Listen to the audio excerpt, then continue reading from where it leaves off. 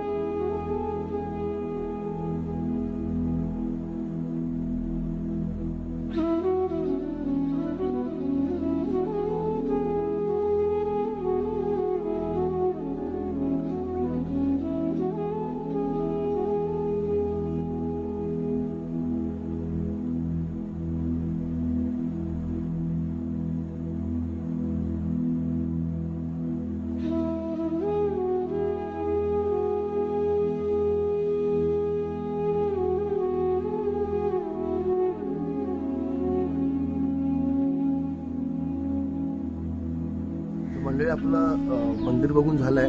Video जास्त काढता नाही आला कारण का रिस्ट्रिक्शन आहेत मंदिरांचे की व्हिडिओ काढू नका, फोटो काढू नका.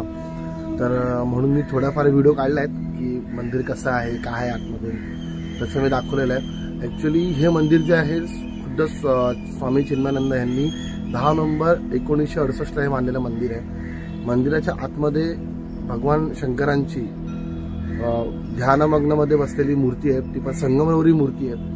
आणि मंदिराचं डोम तुम्ही बघू शकता, मी हलकं दाखवतो तुम्हाला इथून. मंदिराचं जे डोम आहे हे शिवलिंगाच्या आकाराचं आहे. आणि हे मंदिर म्हणजे अध्यात्म शिकवण्यासाठी आणि इथे ध्यान साधना करण्यासाठी हे मंदिर बांधलेलं आहे इथे लोकांसाठी. आजूबाजूचा परिसर तुम्ही बघू शकता, एकदम शांत वातावरण आहे आजूबाजूचं. तुम्ही इथे येऊ शकता. ज्या कोणाला ध्यान करायचं असेल तर त्यांनी या मंदिरात नक्की भेट द्या. हे मंदिर खूप जवळ आहे. मंदिर आपल्या मुंबईमध्ये असं मंदिर आहे हे मलाही आज कळलं, हे मंदिर आहे असं. आणि मंदिराला तुम्ही नक्की भेट द्या. आरे कॉलनी आणि पवईच्या मध्येच हे मंदिर आहे. आपण जसं आरे कॉलनी क्रॉस करतो पवईच्या दिशेने जायला, तसं लेफ्ट जसं आरे कॉलनी संपतं तसं पुढे लेफ्ट टर्नला वरती हे मंदिर आहे. आणि कोणाला विचारलं तरी तुम्हाला सांगतील जगदीश्वर मंदिर आहे स्वामी चिन्मयानंद स्वामींचं. नक्की तुम्ही इथं भेट द्या या मंदिराला.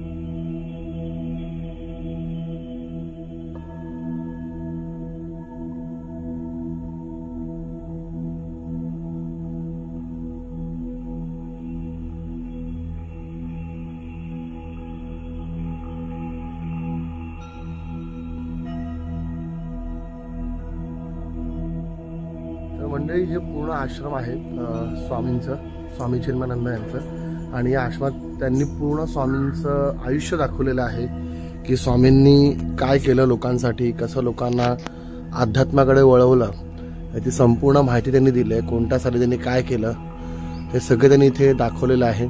त्याच्याचबरोबर पुढे 2 म्युझियम आहेत त्यांचे, त्या म्युझियममध्ये पण त्यांनी दाखवलेलं आहे. बरीच मोठी जागा आहे. इथे त्यांनी स्वामींचं घर, स्वामींना कुठल्या जेलमध्ये टाकलं, काय केलं स्वामींनी, हे सगळे दाखवलेलं आहे. आणि ह्याच्या आधी आपण तेवढं शिवमंदिर बघितलेलं, तेही स्वामींनीच बांधलेलं आहे, पण तिकडे फोटो आणि व्हिडिओ अलाउड नाही आहे, त्याच्यामुळे आपण जास्त तिकडचे फोटो आणि व्हिडिओ काढता राहिला आपल्याला. तर आता आपण इथून निघतोय, आपला वेळ झालेला आहे भरपूर, आता घरी जायची वेळ झाली आहे कारण का ऑफिसला जायचं सगळ्यांना. तर आता आपण डायरेक्टली भेटू 22-23ला तिथे आपण. चला मंडळी, परतीची वेळ झालेली आहे. आता व्हिडिओ आपण इथे संपवतोय. असाच सपोर्ट करत राहा, चॅनलला आपल्या लाईक करा, सबस्क्राईब करा आणि शेअर करा. व्हिडिओ आवडल्यास नक्की तुम्ही ही सगळ्यांना शेअर करा व्हिडिओ, आणि नक्की या जागा तुम्ही व्हिजिट द्या. धन्यवाद.